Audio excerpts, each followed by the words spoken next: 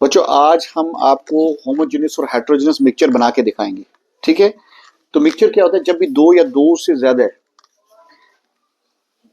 Element या compound आपस में एक दूसरे के साथ मिक्स होते हैं, और ये जो मिक्सिंग होती है ये फिजिकल होती है, केमिकली मिक्सिंग नहीं होती।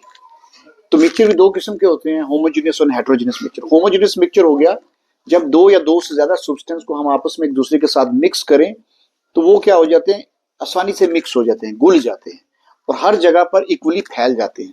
वही हेटेरोजेनियस मिक्सचर में क्या होता है, जब दो या दो से ज्यादा सब्सटेंस को मिक्स करते हैं वो आपस में एक दूसरे के साथ मिक्स नहीं होते, घुलते नहीं है और इक्वली डिस्ट्रीब्यूट नहीं होते हैं। और यहाँ तक कि हेटेरोजेनियस मिक्सचर के अंदर जो सब्सटेंस हम कई बार आपस में मिक्स करते हैं, अगर पानी में डाल के घोलना चाहते हैं वो घुलते नहीं है बल्कि वो हमें दिखाई भी देते हैं। तो हम पहले कुछ होमोजेनियस मिक्सचर बनाएंगे, फिर कुछ हेटेरोजेनियस मिक्सचर बनाएंगे। तो हमने 3 होमोजेनियस मिक्सचर बनाएंगे और 3 हेटेरोजेनियस मिक्सचर बनाएंगे। तो मेरे हाथ में ये है उजाला, ये एक डाई होती है, इसको आमतौर कपड़ों में डाला जाता है, व्हाइट कलर के कपड़ों में। इसको जब मैं पानी में डालूंगा तो हम देखेंगे क्या ये पानी के अंदर जाके घुल रही है कि नहीं। अभी आप देखेंगे, इसको थोड़ा जूम भी करेंगे तो आप ये देखें ये पानी के अंदर पूरी तरीके से इक्वली मिक्स होगी कि नहीं होगी। इसी तरीके से हम क्या करेंगे, आप पानी के अंदर थोड़ा सा नमक डालेंगे और देखेंगे कि ये नमक यहाँ पे पानी के अंदर मिक्स होता है कि नहीं, और फिर हम इसको घोलेंगे।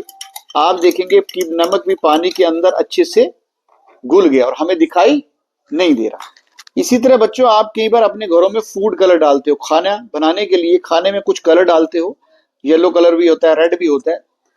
अब हम जब इसको भी घोलेंगे तो ये भी इसके अंदर पूरी तरीके से घुल गया और चारों तरफ ये हमें एक ही जैसा नजर आ रहा है।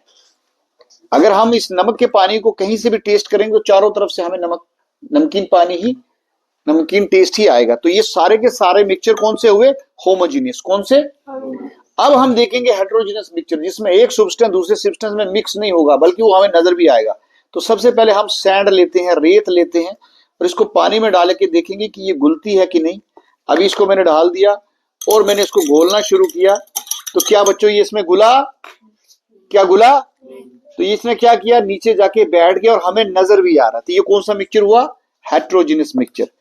इसी तरीके से बच्चे हमारे हाथ में यहाँ पर है चॉक का पाउडर बनाया हमने, कैल्शियम कार्बोनेट, और इसको भी हम थोड़ा सा डालेंगे इसमें और डालने के बाद हम इसको भी इसमें घोलेंगे।